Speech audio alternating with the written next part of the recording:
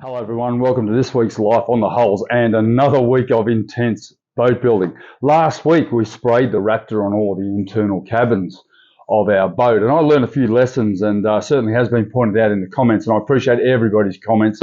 Had some really good constructive comments about spraying 2-pack urethane, and one of the lessons I did learn was firstly good extraction, secondly correct respirators, and having an external air feed into me. I simply won't be spraying urethane ever again. I am not a painter. Clearly, I'm not a painter. I actually made myself a little bit ill that night, and hopefully that doesn't have any long-term effects. I feel really good now. I think we're okay. This week, I've been working on our galley, and Janet and I have been deliberating on how we were going to address our galley. We had the kitchen module unit we made it around about 6 months ago, and we've had it in the boat just sitting here in situ, just waiting to see how we can function and how we can actually build out the inside of it, i.e. the carcasses and the shelving and the internal shelving. We came up with a solution which I think is a great solution. That's super light, and there's going to be no squeaks and no rot and none of that stuff that you have with MDF and particle board partitions and carcasses. And we also looked at using PVC type board to have our carcasses made. Ultimately, we just went down the line of foam core, laminated in, tab it in, and essentially we're not going to have any of those problems. Now, the great thing is that's allowed me to then add corian as my bench top, and I've actually got 3 large pieces of 20mm beautiful grey corian, and I'm anticipating putting corian on these bench tops. So that's all to come way into the future, to be honest, because this week I've actually been lining the entire insides of the boat. That has been a massive task, but what it means is all the walls are now lined and completed and ready for joining, woodwork, etc. But this week, seriously, the boat transformed from green foam core walls to a beautiful white finish, and now we can start to accent with our woodwork. Don't forget to like, don't forget to subscribe. Plenty coming up. We've got so much coming up. There's a whole boatload of work ahead here on Live on the Hull. So thanks for joining me. Let's get into it.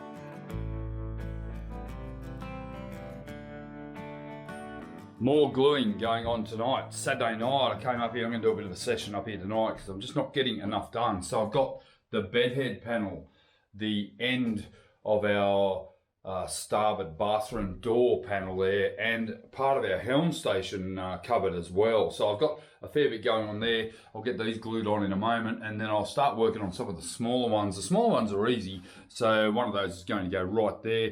This is already in place. I mean, how good does this look with this this port light already in? So that's basically the look we're after, with a timber top on it. Fantastic. That's actually glued in there. That's never going out. Yeah, so pretty happy to get some of those done. I've got the lighting, guys, but it's just nothing I can do. It's late at night, and I haven't really got good adequate lighting in here. I tend to rely on the daylight, which I get plenty of. All right, let's get the bedhead done.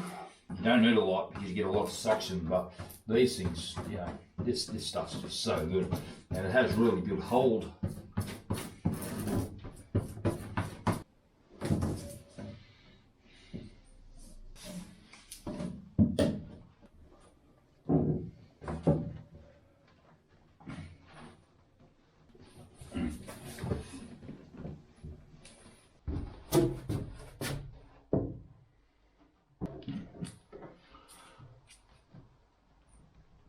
These pieces are just that awkward. It's not funny, but when they're covered in glue, they're even worse. Yep. Oh, that's good. Now, we had a great comment the other day, and it suggested that I could use vacuum bagging to secure these panels. As it stands, although it was certainly a possible way of dealing with the adhesion to the walls, however, the sheer amount of paneling I needed to get in place in a short period of time would have made it insurmountable. Now that I've said that, the ridiculous amount of bracing, clamping, cleating and blocking that went on for days, it would have been a viable alternative, albeit with a ton of extra consumables to get the same effect. Last couple of days, all I've done is glued in some panels. I've got the big back one there on the centre of our central bulkhead and then our bed head. I haven't actually glued this one in here. I've done all of these around the side here, and they're actually glued in place now, so they're not going anywhere. And then all it needs now is some wood trim, and Bob's your uncle, it's done. But now I've got this big fella here. Now this one's going to be a bit unique in that it will intersect at the centre bulkhead there. But because it's a 45-degree bulkhead, I have a module that actually intersects with it here. So this one here is going to end here and leave a gap here, which I'll then fair together and make it one piece all the way along, so that this whole thing looks like one continuous piece. It's going to be a lot of work to fair that. It's only a pretty small strip, but it's got to be done. The piece is actually now covered in epoxy, ready to go on. And you know, each time I do this, it's about 400 grams of Techniglue, so it's a fair amount of glue to go on there, but it does make this wall even more structural than it already is. This has already got 4 layers of glass on each side of this large central bulkhead, and sheathed in vinyl ester as well. It's not even polyester. So then I've got epoxy with a polyester gel coat finish on it. So yeah, there's a lot of structure going back into the boat that probably not necessary, but certainly can't hurt, can it?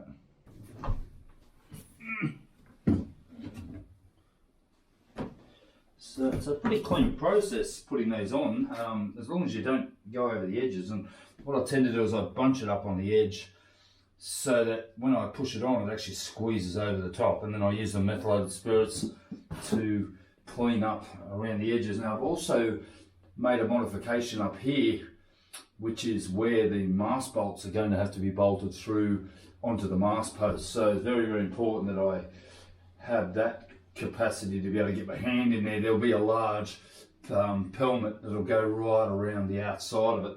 That'll finish that. But yeah, for now, let's get this guy in place. This is, at least I've got a little bit of working time with the epoxy. And then we just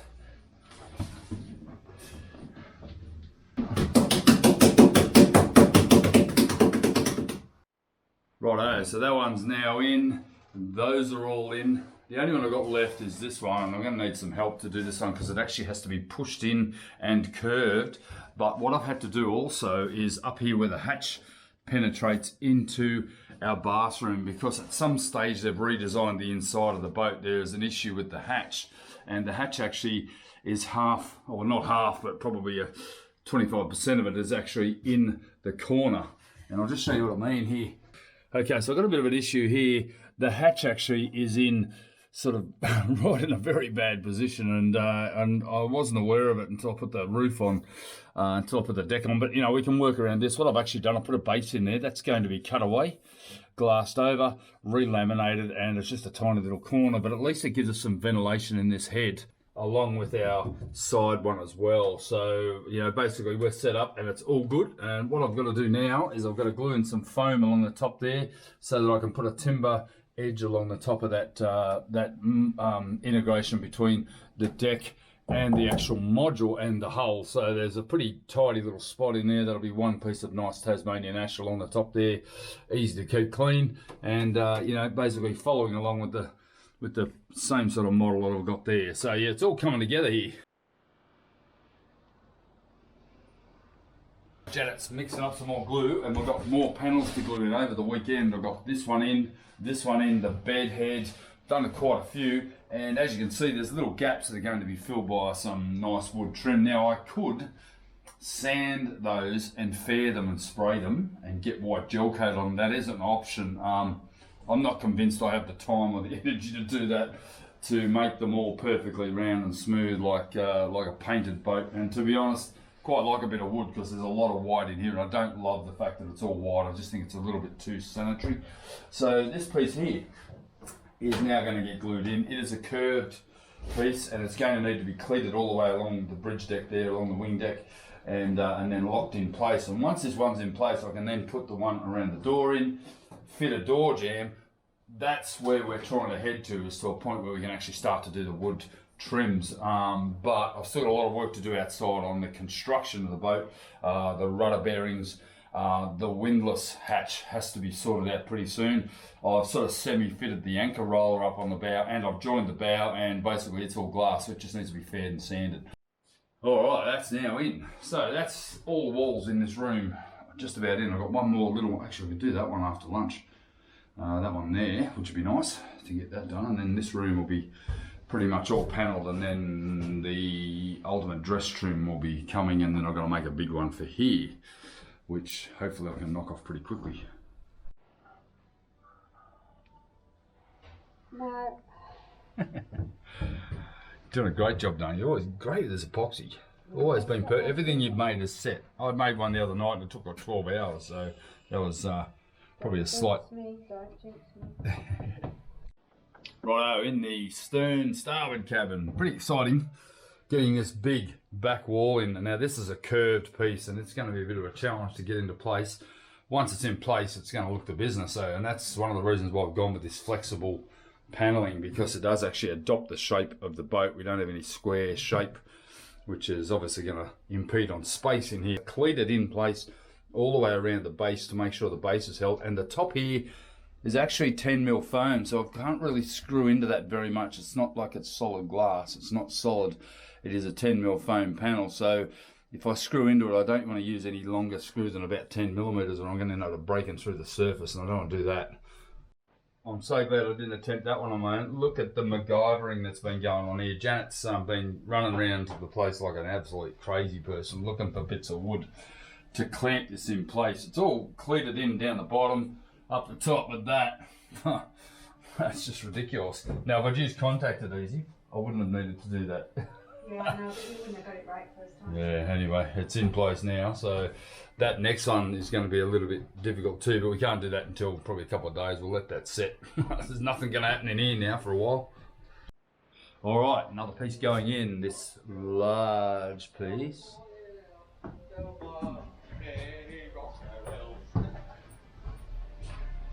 Just doesn't want anybody else. Righto, so let's get this in place. It's going to be a bit of a fun. Don't forget the fan. I'm going to go over the top.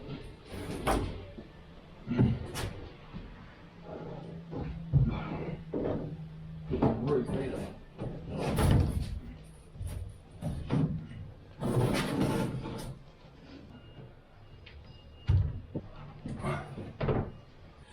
Instant result. How good's that? I might have to put a couple of clamps on the windows. Yeah, you can see it actually needs it against the windows here, but we'll be able to cut this hole out tomorrow and then basically fit the window. And we can actually probably even almost, oh, I can't quite fit it yet.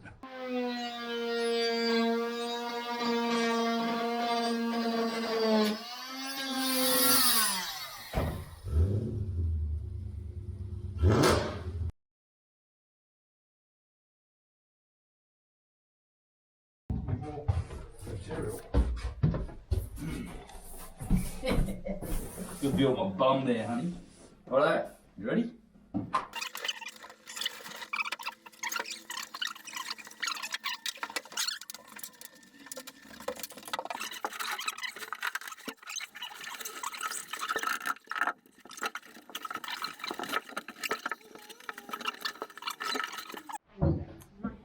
We're here again, and we're in the port cabin doing the back wall. And yesterday we did the starboard one and we needed lots of timber.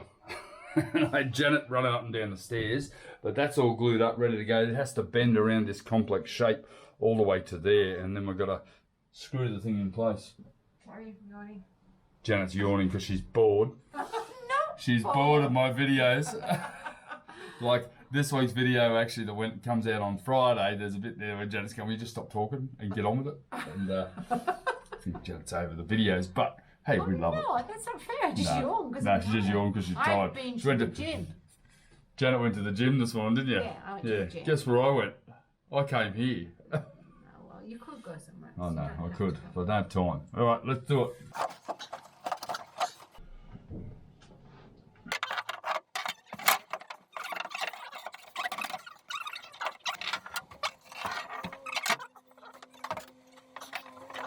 Look at that. Oh my God.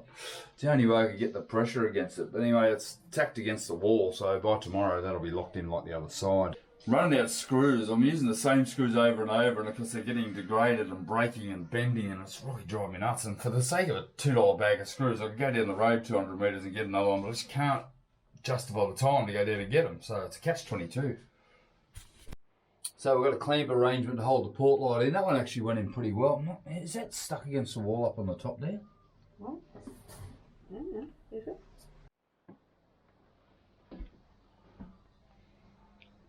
So we've made it sort of one monocoque piece and laminated it to the actual cockpit moulding here, and that's basically made it one piece laminated in, and that's going to be really good to just cut it out with the oscillating tool, and then we can fit the port light for good.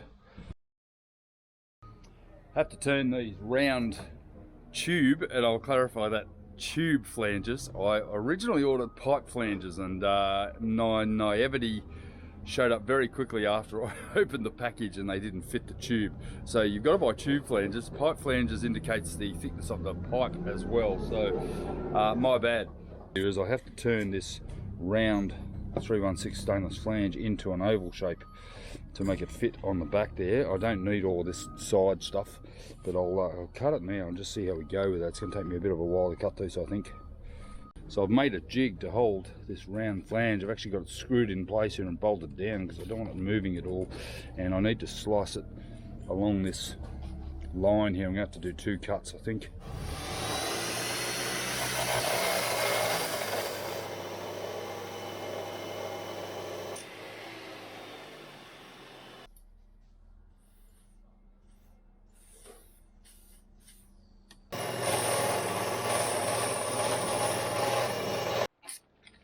Well, that worked. I love it.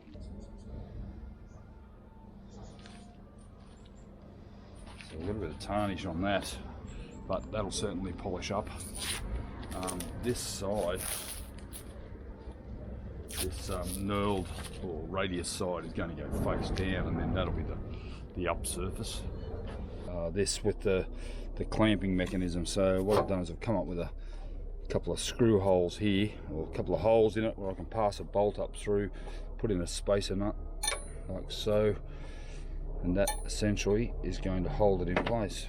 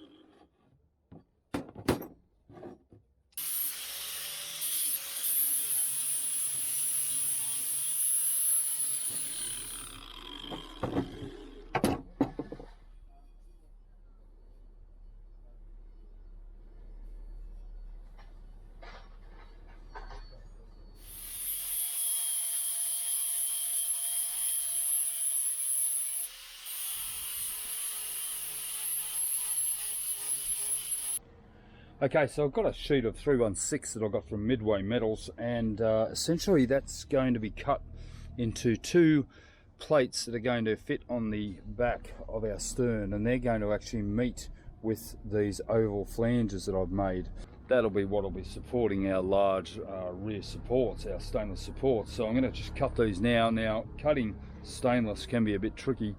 You need to use a very, very sharp and thin blade, because you don't want to destroy it, and you're trying to not to induce too much heat into the actual metal as well. And I always like to leave the film on the stainless, even though it is going to melt around it, but I'm also going to mask it as well so I get a good fine line.